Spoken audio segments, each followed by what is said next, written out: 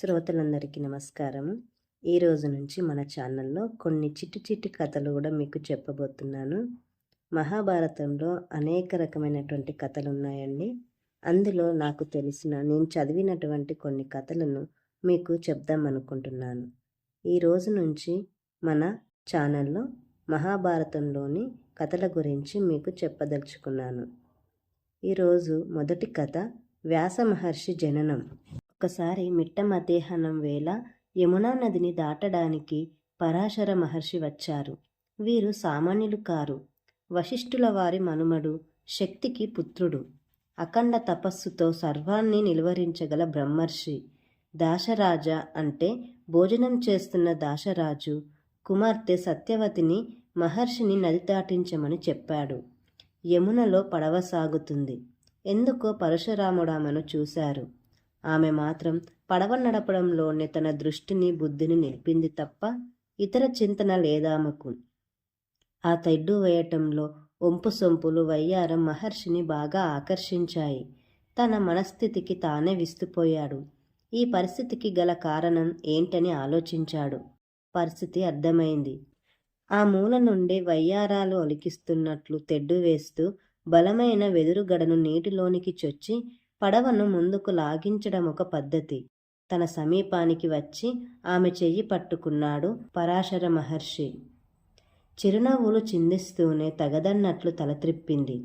అప్పటికి ఆమె దాశరాజు కుమార్తె కాదని, వసుమహారాజు శాపవశాత్తు మీనమైన ఆద్రికకు జన్మించిన కుమార్తె అని గ్రహించినందువలన, చూడు, ఎందరెందరో అప్సరసలు ప్రలోభ పెట్టిన లొంగని నేడు దైవమాయగా నీకోసం చేయి పట్టుకున్నాను.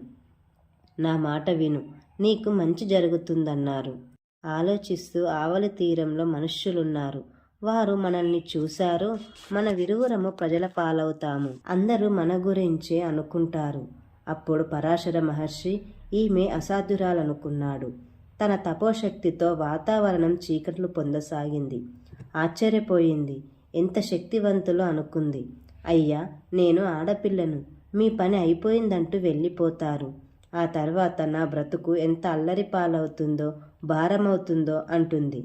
చూడు సత్యవతి, ఈ కథ మనిద్దరి వరకే జరిగింది. మనకు తప్ప మరొకరికి తెలియదు.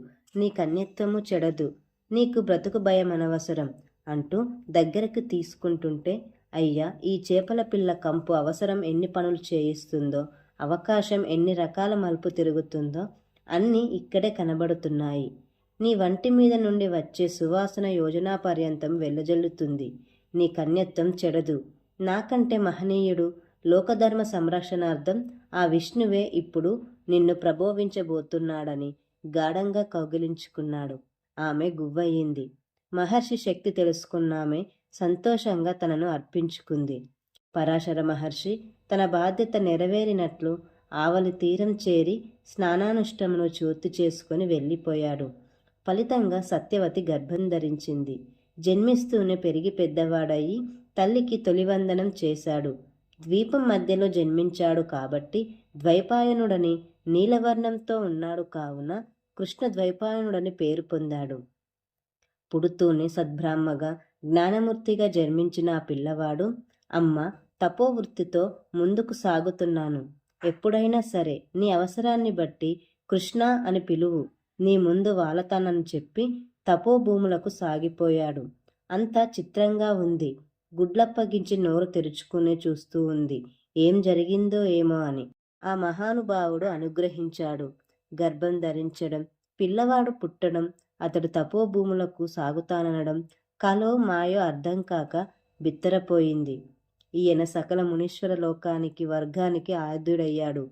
వేదం మూర్తిభవించిన వ్యాసుడయ్యాడంటే ఆశ్చర్యపడవలసిన పనిలేదు. వేదాన్ని విభజించాడు. పురాణ ఉపపురాణాలన్నీ రచించాడు. పంచమ వేదం అంటూ భారతాన్ని లోకోత్తరంగా వ్రాసాడు. ఈ భారతంలో లేనిదంటూ ఏమీ లేదు అంటూ మహాభారతాన్ని రచించాడు.